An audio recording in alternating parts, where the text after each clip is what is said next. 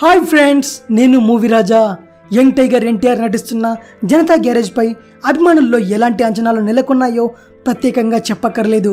Cinema first look విడుదలైనప్పటి నుండి ఈ cinema మీద అంచనాలు తారాస్థాయికి చేరుకున్నాయి. మిర్చి, శ్రీమంతుడు చిత్రాలతో తానేంటో ప్రూవ్ చేసుకున్న డైరెక్టర్ కొరటాల శివ ఇప్పుడు వీరిద్దరి కాంబినేషన్లో వస్తున్న సినిమాపై అటు ఎన్టీఆర్ ఫ్యాన్స్ మాత్రమే కాకుండా మొత్తం టాలీవుడ్ వర్గాలు ఎదురు చూస్తున్నాయి.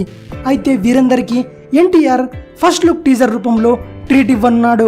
ఇప్పటికే షూటింగ్ పనులను పూర్తి చేసుకున్న జనతా గ్యారేజ్ ప్రస్తుతం పోస్ట్ ప్రొడక్షన్ పనుల్లో మునిగిపోయారు.